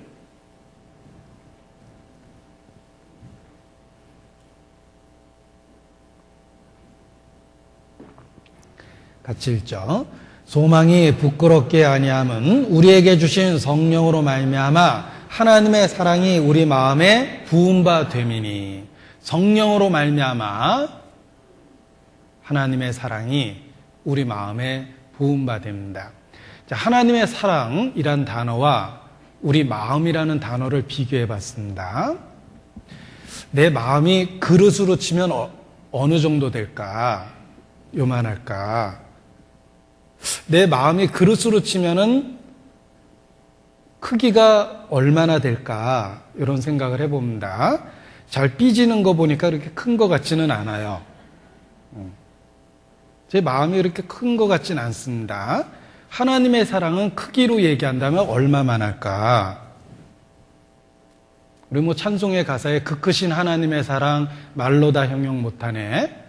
하늘을 두루마리 삼고 바다를 먹물 삼아도 다 쓸 수 없다고 그랬는데 그렇습니다. 측량할 수 없는 하나님의 사랑이라는 엄청난 크기를 내 마음에 쏟아부으면 도대체 어떻게 될까요? 차고 넘칩니다. 감당할 수 없을 만큼 차고 넘치게 돼 있어요. 성령은 그 큰 하나님의 사랑을 우리 마음에 부읍니다. 그래서 차고 넘치게 돼 있는 거예요. 성령이 오셔서 하나님의 사랑을 확증해 주십니다. 우리는 영적으로 죽었습니다. 지체가 얼마나 혐오스럽습니까? 아무리 사랑하는 사람도 지체를 가까이 갈 수는 없어요. 지체 자체가 부패되고 역겹고 혐오스럽기 때문에 그렇습니다. 우리는 영적으로 죽었습니다. 영적인 시체입니다. 얼마나 오랫동안 부패됐습니까? 아담 때부터 썩었어요. 그렇게 혐오스러운 시체 같은 우리를 사랑하셨다고 말씀하십니다. 제가 얼마나 무섭고 파괴적이며 혐오스럽습니까? 그럼에도 불구하고 나도 나를 용서하지 못할 것 같은데 하나님이 용서하셨다고 말씀하십니다. 성령께서 그러한 하나님의 사랑을 우리 마음에 믿어지게 만들어 주십니다. 성령이 오셔서 하나님의 사랑을 확증하셨습니다. 그래서 한 번도 보지 못했던 예수 그리스도를 통한 하나님의 사랑에 대한 감동과 감격을 갖게 되는 것입니다. 오직 주의 사랑에 매여 내 영 기뻐 노래합니다. 이 소망의 언덕 기쁨의 땅에서 주께 사랑 드립니다.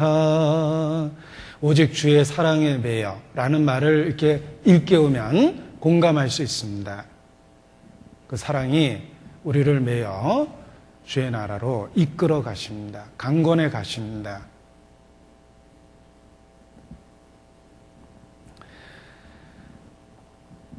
제가 어렸을 때 저를 아주 헌신적으로 키워준 할머니가 계십니다. 저 어렸을 때부터 제가 할머니 손에서 자랐습니다. 물론 어머니가 계셨지만 우리 어머니는 여러 가지 바쁘셨습니다.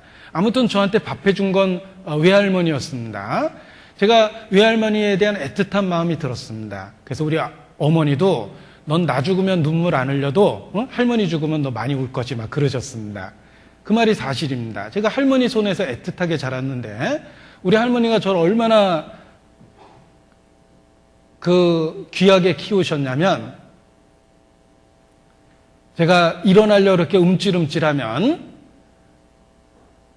저희 집에 마룻바닥인데 차갑잖아요. 그 차갑다고 막 달려와서 그 실내에서 신는 슬리퍼를 제 방 앞에까지 막 달려와서 이렇게 딱 갖다 놓으셨습니다. 그 아침에 일어나서 차가운 마룻바닥 밟고 다니지 말라고. 한 예에 불과한데 아무튼 할머니가 저를 정성껏 저를 키우셨습니다. 제가 그런 할머니 손길에서 자라면서 죄 지면 안 되겠다고 생각했어요. 내가 저런 희생을 통해서 자랐는데 내가 죄 짓고 살면 키워준 할머니한테 너무 미안할 것 같았습니다. 그래서 죄 안 짓고 살아야 되겠다. 나를 키워준 그 정성을 생각해서 내가 죄 짓고 살면 안 되겠다라는 생각을 했습니다. 그런데 예수님을 통해서 발견한 그 사랑은 표현할 수 없을 정도로 놀랍고 큰 사랑입니다. 내가 할머니의 그 일시적인 사랑을 받고도 그런 마음을 먹었는데 하물며 십자가를 통해서 발견한 사랑은 더 큰 결심을 만들어내는 것이 당연한 겁니다. 그래서 우리 중에 누구든지 자기를 위하여 사는 자가 없고 자기를 위하여 죽는 자가 없도다. 우리가 사나 죽으나 다 주의 것이다 라고 성경에 표현되어 있는 것이 아무런 거부감 없이 받아들여집니다. 하나님 사랑에 대한 확증이 삶의 의미조차도 주님께 드릴 수 있는 마음을 준 겁니다. 성령은 하나님 사랑에 대한 확증을 만들어냅니다. 그리고 성령은 하나님께 순종하는 것을 택하도록 우리 마음에 강권하십니다. 주님 뜻대로 살고자 하는 의지와 마음과 결심을 만들어냅니다. 성령은 하나님 뜻대로 살 수 있는 선택을 우리에게 가능하게 만들어줍니다. 누군가 인생을 이렇게 표현했습니다. 인생은 그냥 ABCD다. 인생 뭐 있냐. 그저 ABCD다 라고 이야기합니다. 공감했습니다. 인생은 ABCD입니다. 보십시오. 인생이 뭘까? birth, 출생이 있고 D, death, 죽음이 있는데 그 사이에 Christ, 그리스도를 발견하는 것이다. 이렇게 표현을 했습니다. 탄생이 있고 죽음이 있는데 그 사이에 그리스도를 발견하고 우리의 삶의 choice, 선택을 그리스도에게 두는 것이다. 이렇게 정의했는데 공감할 수 있었습니다. 삶이 무엇입니까? 우리는 그리스도를 발견하기 위해서 이 땅에 태어났습니다. 발견하셨습니까? 이제 그 그리스도를 우리의 삶의 유일한 선택으로 삼는 것입니다. 그것이 인생입니다. 성령은 우리 삶에 그리스도의 명령에 순종할 수 있도록 강권하시고 우리의 선택을 도와주십니다. 성령께서 우리의 삶의 선택이 그리스도와 일치되도록 만들어주는 것입니다. 디모데 후서 1장입니다. 디모데 후서 1장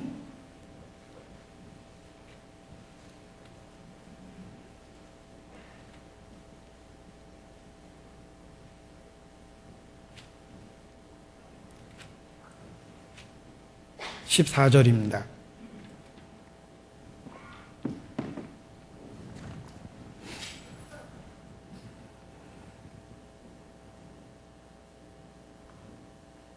같이 읽죠. 우리 안에 거하시는 성령으로 말미암아 내게 부탁한 아름다운 것을 지키라. 어떻게 지킵니까? 성령으로 말미암아. 성령은 우리의 삶에 주님의 뜻에 일치시키는 역사를 합니다. 우리의 선택이 그리스도와 일치되도록 만들어 주십니다. 우리의 삶에 변화를 주십니다. 성령이 하시는 일입니다. 또 성령은 진리의 성령입니다. 진리는 아버지의 말씀입니다. 성령은 말씀을 생각나게 하며 말씀을 가르치시며 말씀에 대한 분별력을 주십니다. 구원받은 이후에 생기는 자각할 수 있는 첫 번째 변화가 무엇입니까? 성경을 읽게 되고 성경이 이해되고 성경의 공감과 감동을 갖게 됩니다. 사실 구원받기 전에도 이거 읽어보려고 여러 번 시도했습니다. 그러나 아무리 읽어도 내용이 토막이 나서 읽을 수가 없었어요. 읽으려고 했지 공감이 돼서 읽었던 건 아닙니다. 부분적으로만 이해가 됐을 뿐입니다.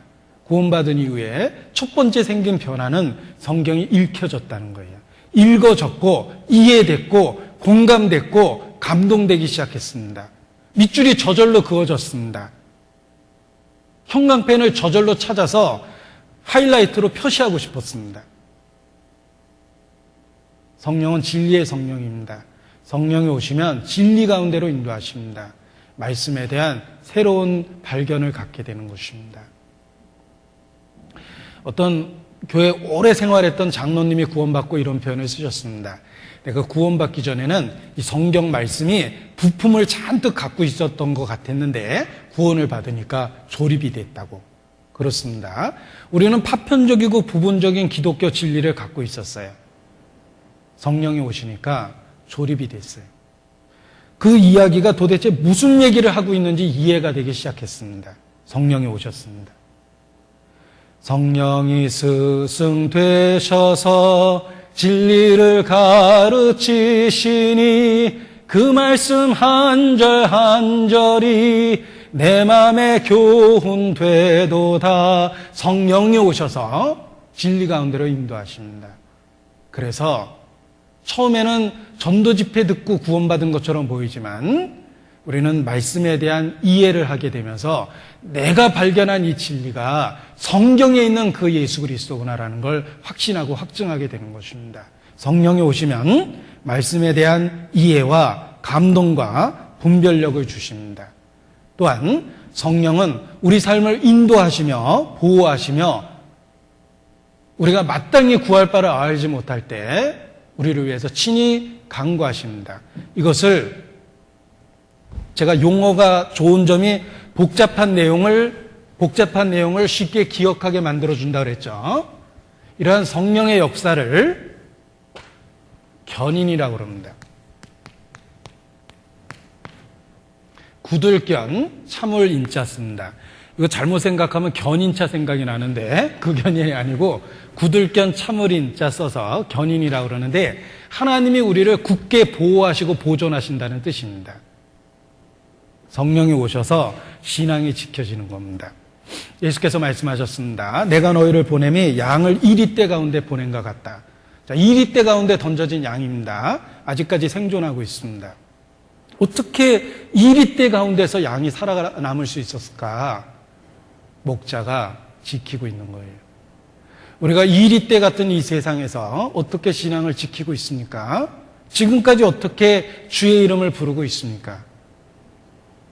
성령께서 지켜주시고 있기 때문입니다. 어린아이가 이 험난한 세상에서 성장하고 학교를 다 마쳤습니다.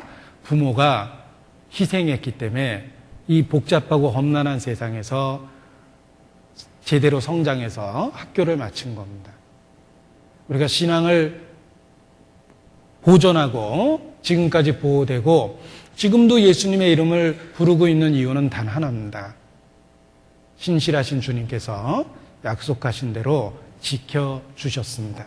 그래서 우리가 천국에 이르르면 우리의 찬송이 우리를 구원하신 것에 대한 찬송을 할 것입니다. 그것뿐만이 아닙니다. 나를 보호하시고 양육하시고 천성에 이르게 하신 은혜에 대해서 더 큰 목소리로 찬송하게 될 겁니다. 하늘 날아갈 때에 영영 부를 나의 찬송. 예수 인도하셨네. 천성에 이르렀을 때 나를 그곳까지 인도하신 주님의 은혜에 대해서 더 감동하고 감격하게 될 겁니다. 부모의 은혜가 그렇습니다. 낳아준 은혜 물론 감사하죠. 더 큰 은혜는 이 험난한 세상에서 우리를 양육하셨다는 것입니다. 주님의 은혜가 그렇습니다. 구원해 주시고 천국까지 나중에 우리 보고 혼자 오라고 그런 게 아닙니다. 보호하시고 양육하시고 인도하셨다는 것입니다. 지금도 함께 계십니다. 다니엘의 세 친구가 풀무불에 던져졌습니다. 세 사람을 던졌는데 네 사람이 불 속에서 왔다 갔다 했습니다. 그 중에 하나는 하나님의 아들 같다라고 말합니다. 그렇습니다. 풀무불에 던져진 다니엘의 세 친구, 주님이 그곳에 함께 계셨습니다. 그래서 그 뜨거운 풀무불에 머리털 하나 상치 않고 그을린 냄새조차도 없었다고 말합니다. 지금도 그렇습니다. 성령께서 우리와 함께 하시며 지금까지 우리의 신앙을 보존하고 계시다는 것입니다. 그래서 세상이 모르는 평안과 평화를 마음에 누릴 수 있는 것입니다. 성장기에 우리 딸아이가 저에게 정말 은혜되는 찬송을 불러주었습니다. 자녀를 키우는 기쁨 중에 하나죠. 재롱잔치. 이제 단독 1인 관객, 1인 무대 뭐 이래가지고 이제 아이가 학교나 교회에서 배운 것을 이렇게 공연을 하면 정말 흐뭇한 마음으로 그것을 바라보게 됩니다. 그러면서 부모 자식 간의 정이 들었는데 제가 옛날 사진을 이렇게 꺼내 보니까 아주 흐뭇한 얼굴로 우리 아이가 이렇게 재롱 피우는 걸 보고 있는 사진을 옆에서 누가 찍었더라고요. 저는 제가 그런 표정 지을 수 있다라는 게 그 사진 보면서 너무 기적 같았습니다. 이 범죄형도 저런 표정이 나오는구나. 너무 인자한 모습으로 아이를 바라보고 있는데 제가 연출하라고 그랬다면 절대 그렇게 못했을 텐데 그 아이의 모습이 제 표정을 그렇게 만들었다는 걸 알았어요. 우리 아이가 제게 불러준 잊혀지지 않는 찬송입니다.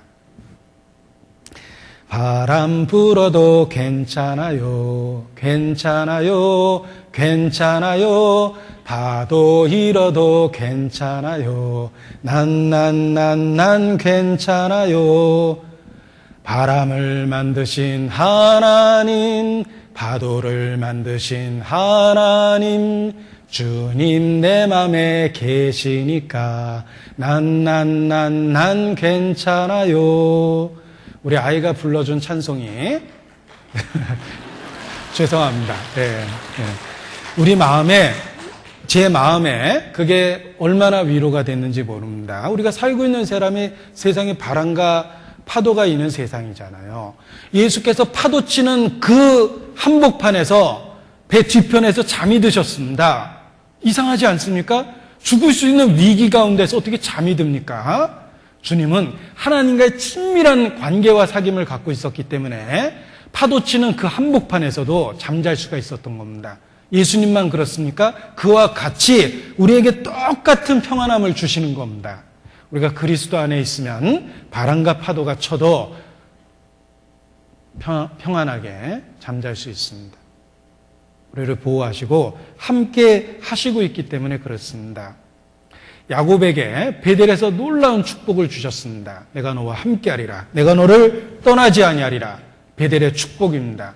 그 베델의 축복이 야곱에게 주어진 거라고 생각하십니까?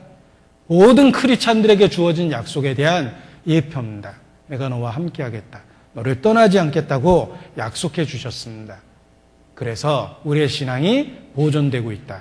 이렇게 말씀드릴 수 있습니다. 또한 성령은 다양한 은사를 우리에게 주십니다. 교회 안에서 자기 역할을 할 수 있도록 은사를 주십니다. 출애굽기 20장을 보면 하나님께 제단을 쌓을 때는 다듬은 돌을 못 쓰게 하셨습니다. 벽돌을 갖고 제단 쌓는 게 아닙니다. 벽돌은 딱 규격화되어 있죠. 하나님을 섬기는 제단은 규격화된 벽돌이 아닙니다. 시골 돌담 같은 자연석입니다. 그래서 큰 돌은 큰 돌대로 쓰고 작은 돌은 작은 돌대로 써가지고 하나님을 향한 제단을 쌓습니다. 절대 다듬지 못하게 하셨습니다. 교회가 그렇습니다. 교회는 은사가 다양합니다. 그 다양한 은사가 크든 작든 하나님 안에서 귀하게 쓰이는 겁니다. 성령은 교회 안에 자기 역할이라는 은사를 주십니다. 크든 작든 자기 역할이 있는 거예요.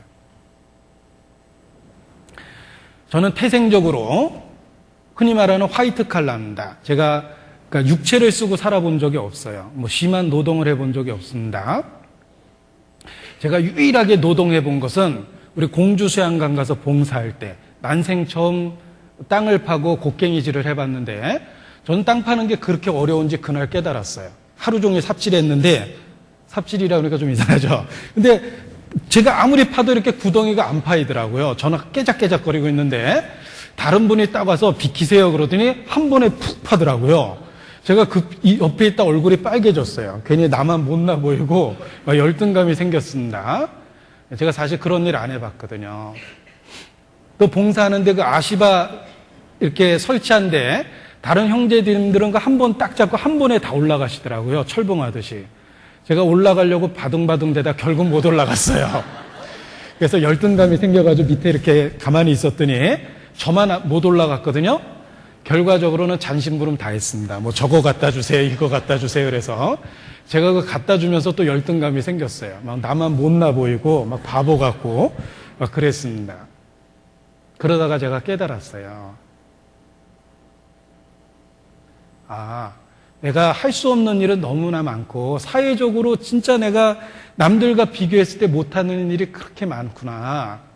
그래도 내가 할 수 있는 일이 뭘까? 제가 설교하는 사람이지만 설교하는 걸 좋아하진 않습니다. 그래도 내가 할 수 있는 일이 설교구나라는 걸 알았어요. 다른 사람보다 더 많은 시간 제가 성경을 읽을 수 있는 특별한 시간을, 기회를 받은 겁니다. 우리 형제자매님들이 직장 다닐 때 사실 저는 아침에 성경부터 폈으니까 성경을 많이 하는 건 특별한 게 아니에요. 특별한 기회를 받았기 때문에 당연히 성경을 많이 알 수밖에 없습니다. 그리고 내가 갖고 있는 지식이 내가 모든 일을 다 할 수 있는 건 아니지만 할 수 있는 일이 있구나. 교회가 그렇구나. 내가 설교하는, 내가 하고 싶어 하든 하고 싶지 않든 내가 할 수 있는 일이 은사고 그 일을 하면 되겠다라는 생각을 했습니다. 우리는 똑같은 모양은 절대 아닙니다. 그러나 분명한 건 자기 모양이 있다는 거예요. 그래서 주님을 섬기는 제단이 쌓여진 겁니다. 자기 역할이 있습니다. 성령은 은사를 주십니다. 뭔가 교회 안에서 해야 될 자기 일이 있다는 것입니다. 그리고 성령은 궁극적으로 우리 안에 변화를 주어서 일치한 마음을 주고 새 신을 주고 부드러운 마음을 주어서 궁극적으로 예수 그리스도를 닮게 합니다. 그것이 너무나 점진적인 변화이기 때문에 우리 스스로 답답할 때도 있지만 분명한 건 성령은 우리 안에서 그리스도를 닮게 합니다. 그래서 죄에 대한 미움을 주고 죄에 대한 저항력을 주고 거부감을 줍니다. 예전처럼 절대로 죄가 달콤할 수가 없습니다. 죄에 대한 강한 거부감이 있기 때문에 죄를 혐오하고 죄를 벗어나려는 마음이 있게 되는 것입니다. 성령은 이와 같이 우리 삶에 여러 가지 변화를 만드는데 어떻게 성령 충만해서 살아갈 수 있을까? 너희는 성령의 충만을 받으라라고 말씀하셨는데 성령 충만을 받을 수 있는 핵심적인 내용을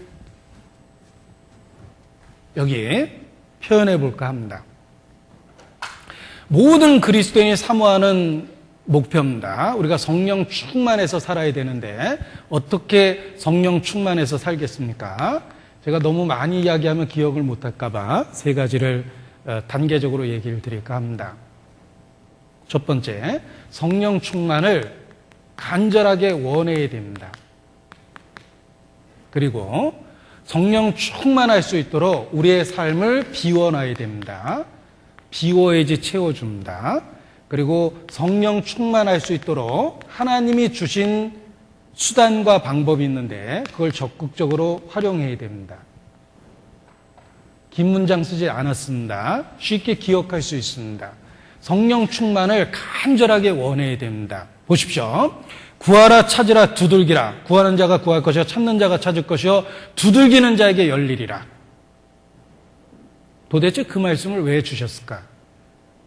구하고 찾고 두들기는 자에게 성령을 주시겠다 말씀하십니다. 우리는 구하고 찾고 두드리는 만큼 삶의 변화를 갖습니다. 우리의 소원대로 응답하십니다. 내가 적당하게 타협하려고 그러면 그게 자기 상태가 되는 거예요. 정말 주님을 향해서 달려가면, 간절하게 원하면 주님이 채워주시고 변화시켜 주십니다. 그래서 변화되기를 갈망해야 돼요.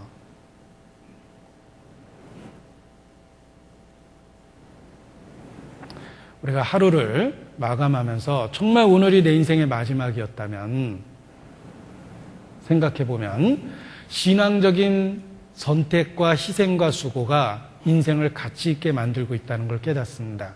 주님 안에서 아무 일도 안 하고 하루를 마감하면 곧 삶의 의미조차도 못 느끼실 거예요. 우리는 오래 사는 게 목적이 아닙니다. 가치 있고 의미 있게 사는 게 목적입니다. 주님 안에서 살기를 간절하게 원하고 부르짖어야 됩니다. 정말 하루를 살아도 주님 안에서 살겠습니다. 주님 도와주십시오. 그런 기도는 반드시 응답을 받습니다. 나를 사랑하는 자들이 나의 사랑을 입을 것이다. 주님 안에서 살기를 갈망하셔야 됩니다. 그리고 비우라라는 말은 우리가 어떤 컵에 물이 들어있는데 내가 콜라라도 한 잔 마시려면 컵에 물을 따라야지 콜라를 거기다 채울 수 있는 것입니다. 우리의 마음의 그릇에 다른 것을 잔뜩 채워놓으면 성령 충만이 불가능한 거예요. 먼저 비워야 됩니다. 삶의 목적을 비워야 됩니다. 그러니까 무엇 때문에 삽니까? 주님을 위해서 살겠다. 그리고 simple life. 이 심플 라이프는 세례 요한의 삶입니다. 역청을 먹고 메뚜기를 먹고 약대 털옷을 입었죠. 심플 라이프입니다. 우리의 삶을 복잡하게 하지 말고 단순하게 해서 성령 충만으로 채워야 됩니다. 그리고 활용하라는 말이 무슨 뜻이냐면 하나님은 성령 충만할 수 있는 수단과 방법을 주셨어요.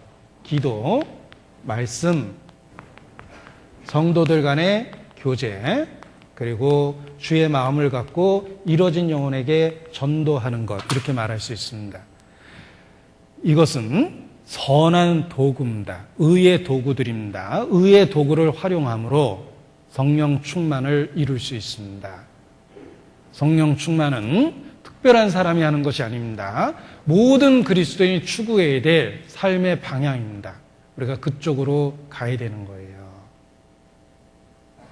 그래서 사슴이 시냇물을 찾기에 갈급함 같이라고 표현된 것처럼 물을 찾는 사슴처럼 우리는 성령 충만을 추구하고 살아야 됩니다. 신앙은 현재형이 있습니다. 주님이 함께 하십니다. 성령을 따라 사는 삶, 이것이 신앙생활입니다. 그래서 찬송의 가사에 이 가시밭길 인생을 허덕이면서 갈 때에 시험과 환난 많으나, 그 다음 가사가 제가 표현하려고 했던 내용인데, 예수 인도하시네. 지금 인도하십니다. 그런데 그 찬송 계속 불러보면 더 은혜가 됩니다. 그 찬송은 이렇게 마무리됩니다. 내 인생 여정 끝내어 강 건너 언덕 이를 때 하늘 문 향해 말하리 예수 인도하셨네. 예수 인도하시네에서 예수 인도하셨네가 됐죠. 현재는 인도하십니다. 우리의 불안한 미래 인도하실 것입니다. 그래서 천성에 이르를 때 우리가 주님을 더욱더 찬양하게 될 것입니다. 주님은 결코 천국에서 만나자 하고 버려둔 것이 아닙니다. 우리와 함께 계시며 우리 안에 가장 친밀한 형태로 계신 주님에 대한 인식이 있어야 됩니다. 성령이 너희 안에 계신 줄 알지 못하느냐. 우리 스스로를 일깨워야 됩니다. 기도하시겠습니다. 아버지 하나님, 우리에게 놀라운 은혜를 주신 것 감사를 드리고 우리의 삶에 은혜에 합당한 삶이 되도록 또 주관해 주시기를 주님께 부탁을 드립니다. 오직 주의 영광과 주의 나라를 위해서 살 수 있도록 다스려 주시고 우리의 연약함 속에서도 주의 권능으로 역사해 주시기를 주님께 기도합니다. 성령 충만을 우리 삶에 이루어 주셔서 우리를 통해 주께 영광이 돌아갈 수 있도록 주관하시고 도와주시기를 부탁을 드립니다. 고마우신 우리 구주 예수님 이름으로 기도합니다. 아멘.